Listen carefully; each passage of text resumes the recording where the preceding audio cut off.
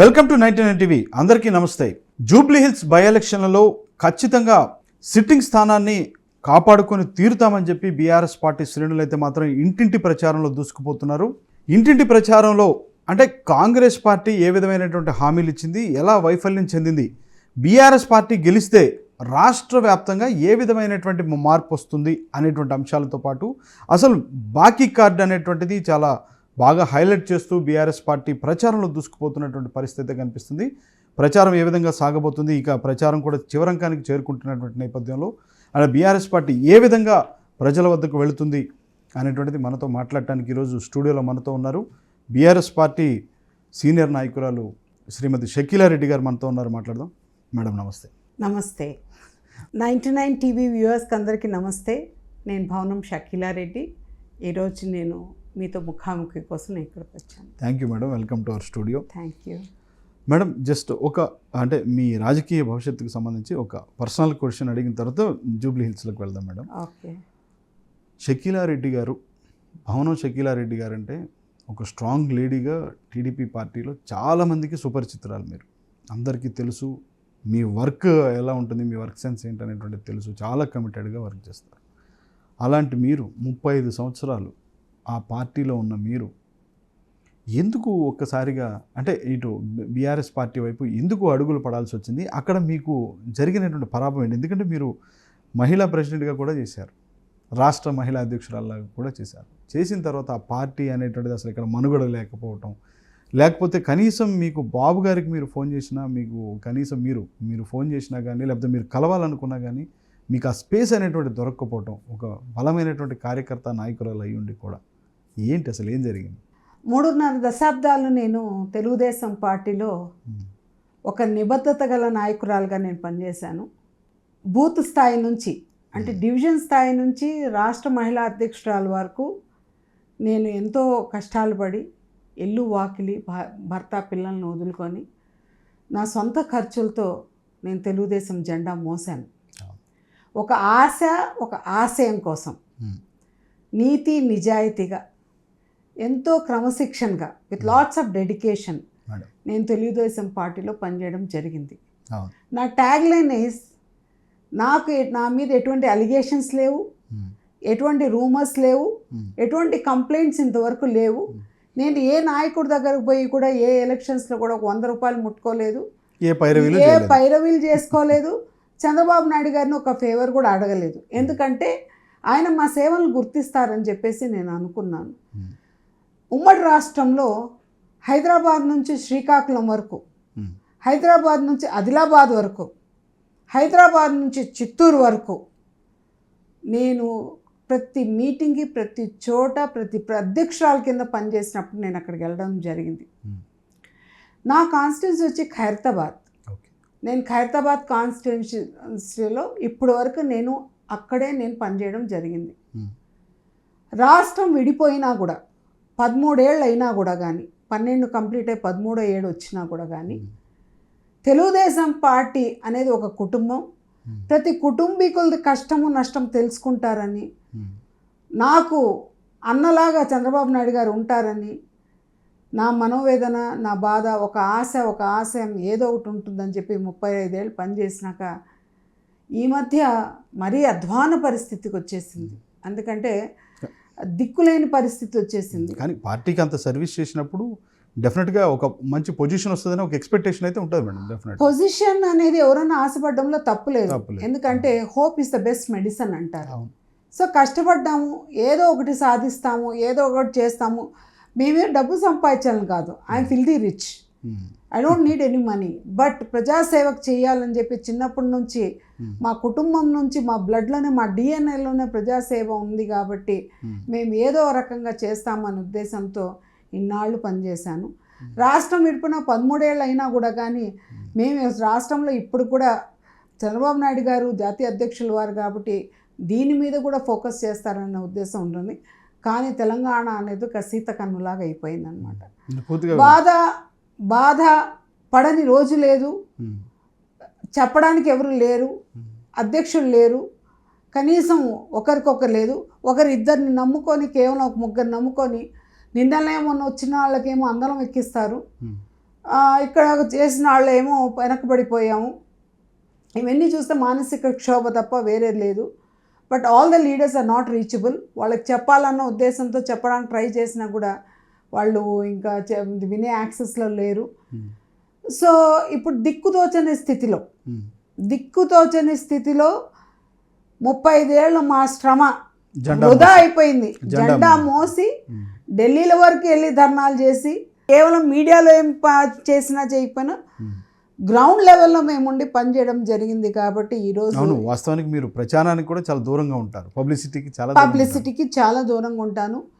నేను ఒక నికాసైన కార్యకర్తగా, నాయకురాలుగా చంద్రబాబు నాయుడు గారు మా గుండెల్లో ఉండారు కాబట్టి ఆ పార్టీ జెండా మోసుకుంటూ మా అవకాశం కోసం మేము వెయిట్ చేసామే తప్ప ఈ మధ్య 2-3కి అప్పచెప్పేసేసి వాళ్ళే నిర్ణయాధికారులు అని చెప్పేసి వాళ్ళు అసలు అయిన వాళ్ళకి అరిటాకులు కాని వాళ్ళకి ఏదో అంటారు కదండి, అలా చేస్తూ ఉంటే మనస్తాపానికి గురయ్యామండి. సో ఇక్కడ నా కనుచూపు మేరకు ఎక్కడ తెలుగుదేశం పార్టీ రివైవ్ అయ్యే అవకాశాలు కనబడలేదు. కనీసం మాకు యాక్సెస్లో లేరు. కాబట్టి నేను ఏ రోజు కూడా తెలుగుదేశం పార్టీది 100 రూపాయలు నేను తీసుకోలేదు. 100 రూపాయలకు ఏ నాయకుడి దగ్గర పోయి నేను తెచ్చుకోలేదు. ఏ ఎలక్షన్స్లో కూడా నా సొంత ఖర్చులతో నేను పని చేసుకున్నాను. అది మీ టీడీపీ గతంలో ఉన్న టీడీపీ పార్టీలో ఏ నాయకుడిని అడిగినా చెప్తారు. కానీ ఇప్పుడు వేరే పరిస్థితి లేక మేము ఈరోజు బీఆర్ఎస్లో మేము జాయిన్ కేటీఆర్ గారు మమ్మల్ని పర్సనల్గా పిలిచారు కాబట్టి మా సేవలు అక్కడ అందించాలని చెప్పేసి. ఎందుకంటే తెలంగాణలో గత 10 సంవత్సరాలు వాళ్ళు చేసిన అభివృద్ధి పనులను చూస్తుంటే మాత్రం అందరూ కేసీఆర్ గారు, కేటీఆర్ గారి నాయకత్వం, హరీష్ రావు గారి నాయకత్వం వాళ్ళందరూ సమర్థిస్తున్నారు. కాబట్టి మేము బీఆర్ఎస్ పార్టీలో జాయిన్ అయ్యి రేపటికి 1 మంత్ అవుతుందండి. నేను ఒక నెల పాపం 35 ఏళ్ల నా రాజకీయ ప్రయాణంలో మళ్ళీ ఇంకొక అడుగు వేసింది బీఆర్ఎస్ పార్టీలో. కానీ బలమైనటువంటి ఇప్పటికీ కూడా మేడం, అంటే రాష్ట్రం విడిపోయి ఉండొచ్చు, తెలంగాణ రాష్ట్రం ఏర్పడిన తర్వాత 10 సంవత్సరాలు అయిపోయి ఇప్పుడు 12 సంవత్సరాలు దగ్గర కావస్తున్న పరిస్థితి ఉన్నా కానీ ఇంకా టీడీపీ పార్టీకి బలమైనటువంటి కార్యకర్తలు అనేటువంటి చెక్కు చెదరకుండా అలానే ఉన్నారు. కానీ అలాంటి దానిపైన ఎందుకు ఈ సీతకన్ను అంటే బాబు ఎందుకు పట్టించుకోలేదంటారు?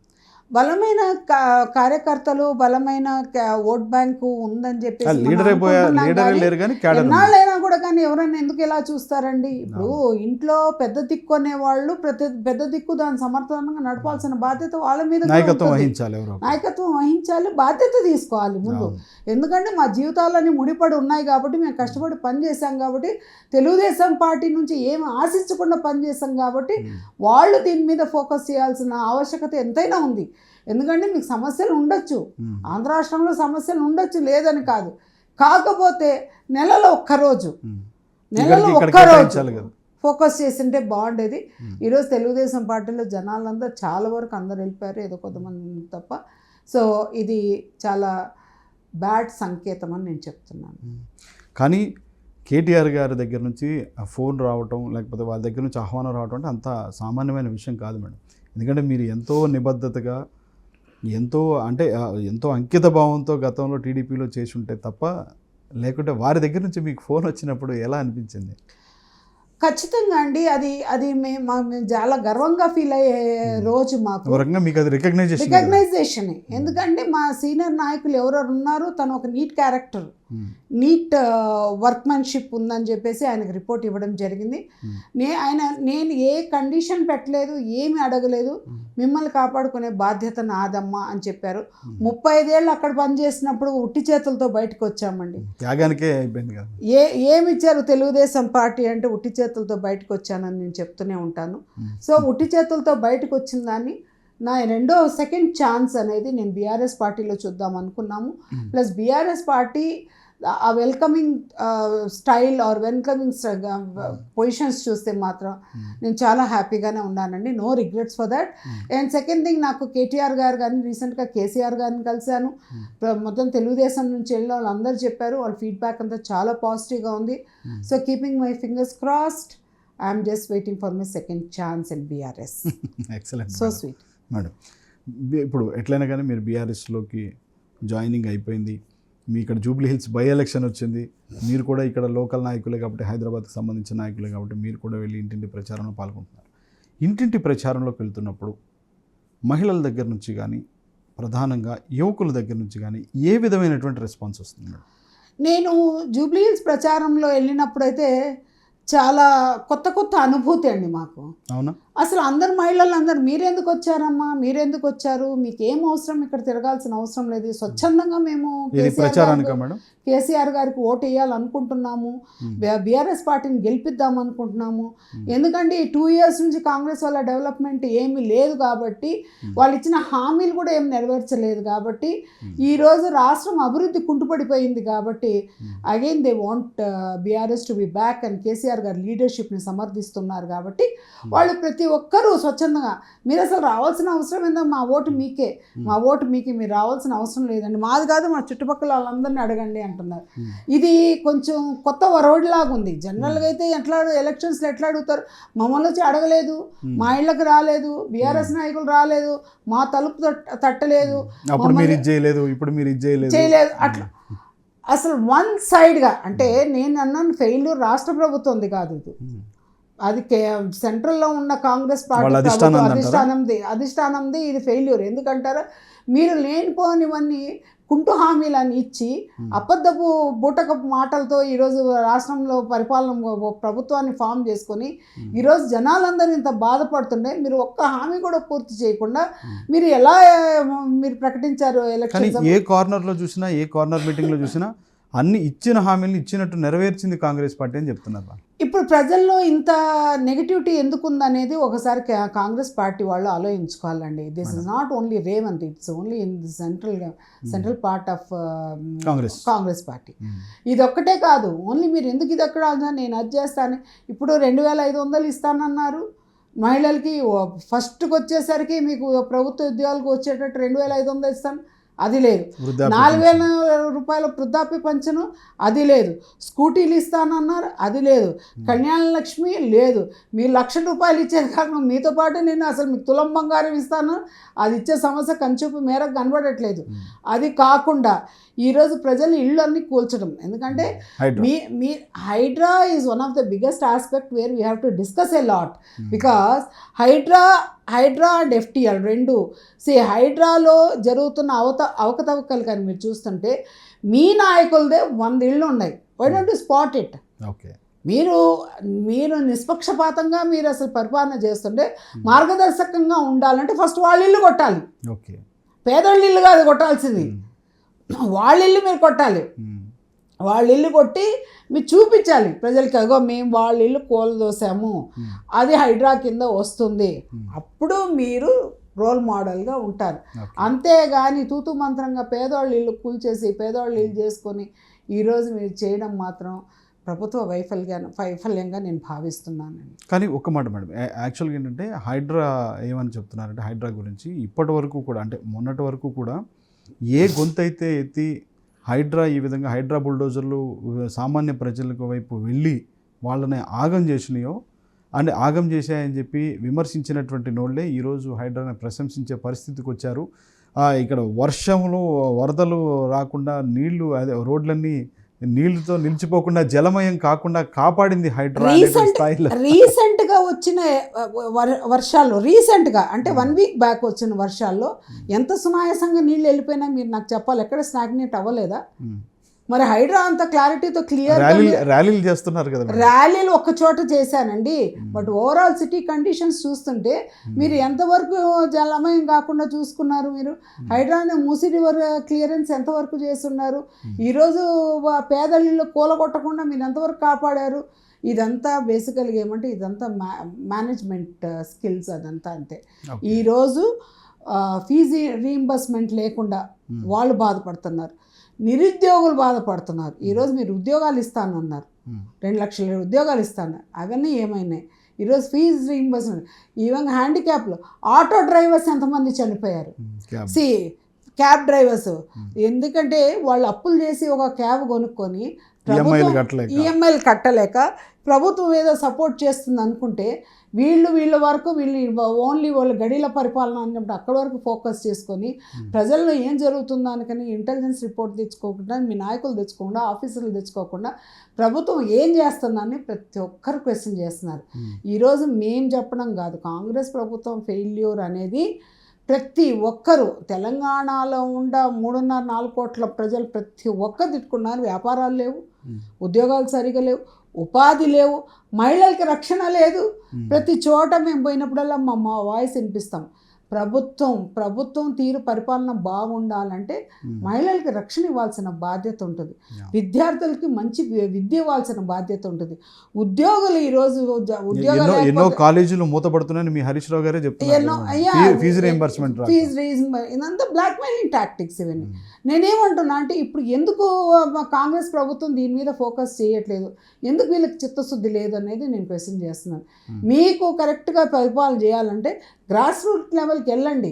మీరు ఇప్పుడు జూబ్లీ హిల్స్ క్యాంపెయినింగ్ వచ్చి మీరు ఓటు అయిపోతే నేను పథకాలన్నీ ఆపేస్తానని Revanth say how can a CM give that statement? Because పథకాలు అనేది ఎవరి ఇంట్లోంచి ఎవరు ఇచ్చేది కాదు. ఏ ప్రభుత్వం అయినా గతంలో అయినా ఇప్పుడైనా కూడా కానీ కొన్ని పథకాలు అనౌన్స్ చేయడం ఆనవాయితీ. కానీ మీకు తెలుసుకోవాలి మీరు దాన్ని అవలంబించగలుగుతారు, ఏది మీకు సాధ్యం ఏది అసాధ్యం అనేది బేరీజ్ చేసుకోవాల్సిన అవసరం ఉంది. నోటికి వచ్చినట్టు ఏదో వాగ్దానం నేనేం చేయాలి, రాష్ట్రం అప్పుల పాలు అయిపోయింది, నాకెవరు ఢిల్లీలో డబ్బులు ఇవ్వట్లేదు, రాష్ట్రం ఇలా ఉంది. నీకు ప్రభుత్వంలోకి వచ్చేటప్పుడు ముఖ్యమంత్రి కుర్చీలో కూర్చునేటప్పుడు ప్రతి రోడ్ షోలో నువ్వు చెప్పేటప్పుడు మీకు అవగాహన ఉండాలి. ప్రతిపక్షంలో ఉండారు కాబట్టి ప్రజల్ని మభ్యపెట్టే మేము కుర్చీలో కూర్చోవాలంటే అది ఎన్నాళ్ళు సాగుతుంది, ఇట్లే అవుతుంది అనమాట. ఎందుకంటే 3-4 ముచ్చట్లాగా ఉంటాయి ఇవన్నీ. ఓకే, కానీ మీకు ఒక విచిత్రమైనటువంటి అంటే చాలా ఒక బాధాకరమైనటువంటి సన్నివేశాలు ఇక్కడ ప్రచారంలో ఎదురైనట్లుగా కూడా తెలుస్తుంది madam.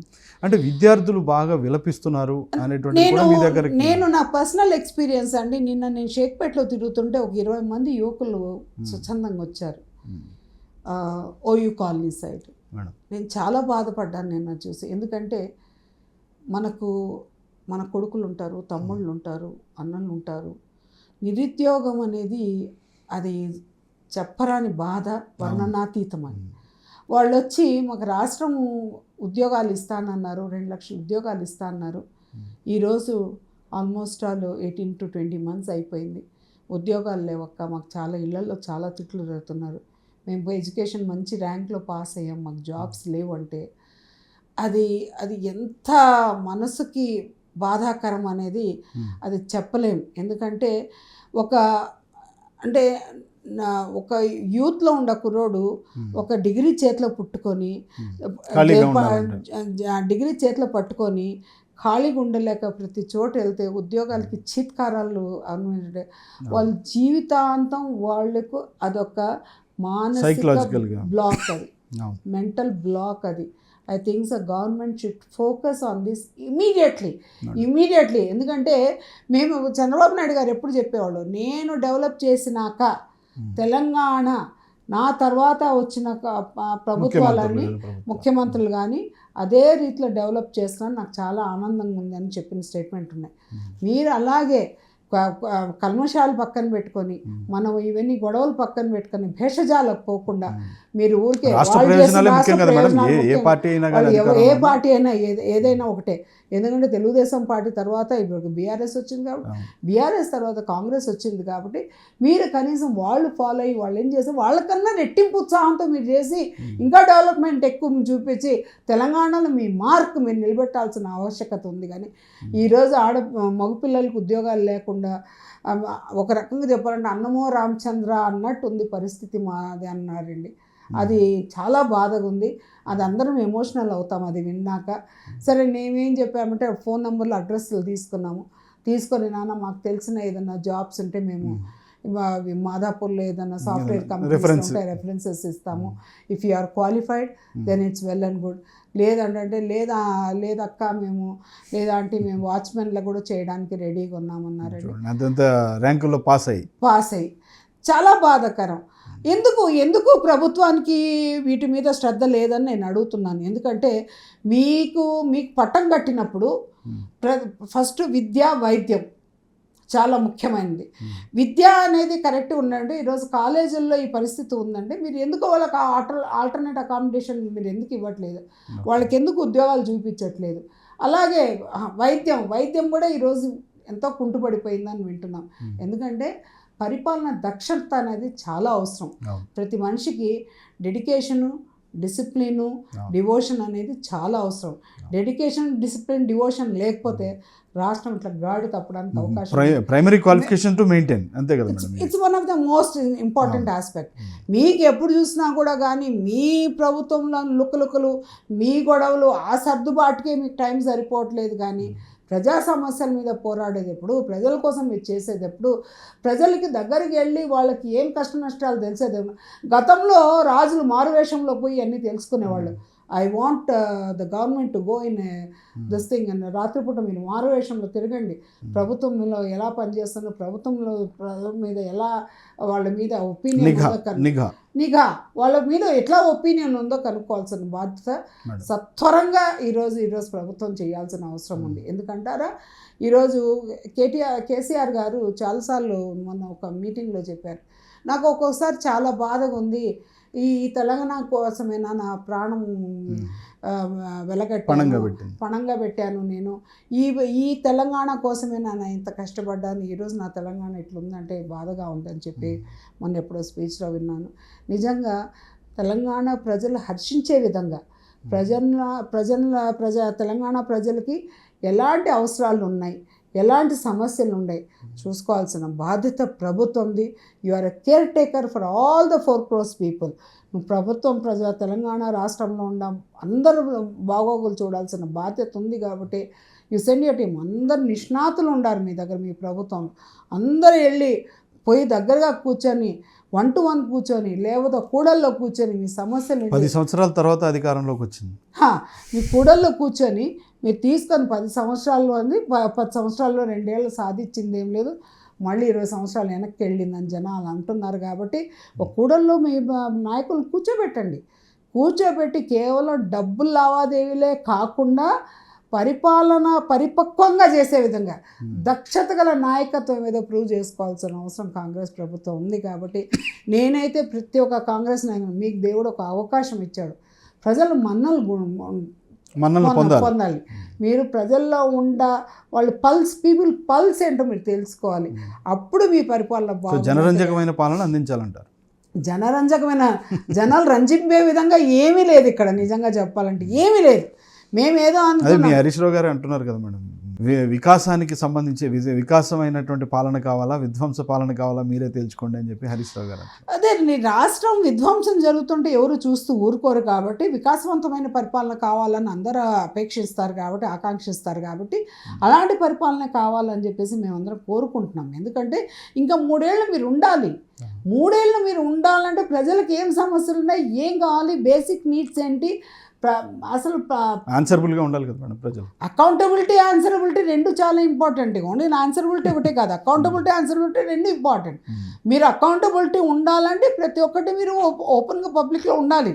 At the same time answerability, వాళ్ళు ఏదన్నా అడిగినా కూడా మీరు సత్వరంగా చేసేటట్టు. మీకు అసలు యాక్సెస్సే లేదంటున్నారు, మినిస్టర్లో యాక్సెస్సే లేదంటారు. ఒక ఆయన అంటే బుడ్డ పైసలు లేవు మా దగ్గర, మేము ఎక్కడ పోయి ఏం చేయగలుగుతాం, చావుల కాడ బతుకుల కాడ పోతున్నాం, పెళ్ళిళ్ళకి పోతున్నాం, అంతే తప్ప అంతకన్నా ఏం చేయట్లేదు అంటున్నాం. ఇది ఏం సిగ్నల్ మీరు ఇవ్వదలుచుకున్నారని నేను అడుగుతున్నాను. సో ఇవన్నీ చూస్తుంటే మాత్రం కాంగ్రెస్ ప్రభుత్వం వాళ్ళు చాలా మార్పు చెందిన ప్రభుత్వ విధానాలు తెచ్చుకోవాలి, ప్రజల మన్ననలు తీసుకోవాలి. తర్వాత రెండోదేమో ఎక్కడైనా ఏ సమస్య ఉన్నా కూడా కానీ ఇమ్మీడియట్గా అటెండ్ అయ్యే విధంగా ఉండాలి. స్పందన ఇమ్మీడియట్గా సత్వర స్పందన అనేది ఉండాలి. తర్వాత ఏమో మహిళలకి రక్షణ చాలా ఇంపార్టెంట్. మహిళలకి రక్షణ లేదు. రీసెంట్గా జూబ్లీహిల్స్ కాన్స్టిట్యున్సీలో ఒక అమ్మాయి మీద దాడి చేసి కార్పొరేటర్ దేదీప్ ఇంకొక అమ్మాయి మహిళ మీద కూడా జరిగింది, కార్పొరేటర్ జరిగాయి. కాబట్టి ఇవన్నీ ఉంటాయి. కాబట్టి బేసికల్గా ఇవన్నీ ఇట్స్ నాట్ యాక్సెప్టబుల్.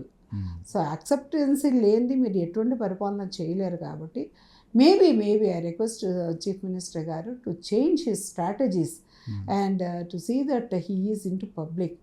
ఏదో ఓన్లీ మీ గవర్నెన్స్ అనేది ఎంత లోతుకి వెళ్ళి ప్రజల్లో ఎంత బాగుంది అనేది తెలుసుకోవడానికి maybe you need more exercise than this. This is one of the most demanded subject to CM garu. కానీ మీరు ప్రచారంలో వెళ్తున్నప్పుడు ఇక్కడ జూబ్లీ హిల్స్లో మాత్రం ఏదైనా కానీ deciding factor, winnowing deciding factor అంటే మైనారిటీ ఓట్స్ చాలా ప్రభావం చూపిస్తున్నాయి. హుటాహుటిన అజరుద్దీన్కి మంత్రి పదవి ఇచ్చారు. అట్లా మంత్రి పదవి ఇచ్చినప్పుడు నిజంగా వాళ్ళని గౌరవించినట్టు, అంటే మైనారిటీల నుంచి ఈ మంత్రి పదవి అజరుద్దీన్కి దక్కడం మీద ఎలాంటి స్పందన వాళ్ళ దగ్గర నుంచి వస్తుంది? ఎన్టీఆర్ విగ్రహం గురించి మాట్లాడుతున్నారు, పీజీఆర్ విగ్రహం గురించి మాట్లాడుతున్నారు, ఎలా స్పందిస్తారు? నాకు తెలిసినంత వరకు అండి, నేను ప్రజల్లో చాలా దగ్గరికి వెళ్తున్నాను. ప్రతి ఒక్కరికి ఓటు తీసుకునేటప్పుడు వాళ్ళైతే వాళ్ళ ఆన్లైన్ నిర్ణయం తీసుకున్నారు. బట్ అజరుద్దీన్ గారికి ఒక పోర్ట్ఫోలియో ఇచ్చి గవర్నమెంట్లో తీసుకున్నంత మాత్రాన హుటాహుటిన ఇట్ హ్యాస్ నో చేంజ్. అదేం పెద్ద మార్పు ఏమి లేదండి. బికాజ్ వాళ్ళకి ఒక విఘ్నత గల ఓటర్స్ అండి. ఈ రోజుల్లో సోషల్ మీడియా వచ్చినాక, ఈ మీడియా ఇంపార్టెన్స్ తెలిసినాక ప్రతి ఒక్కరికి ఇమ్మీడియట్లో మెసేజ్లు పోతాయి, అన్నీ తెలుస్తాయి. కాబట్టి అది పెద్ద ఇంపాక్ట్ లేదని నేను అనుకుంటున్నానండి. There is no impact at all for all this things.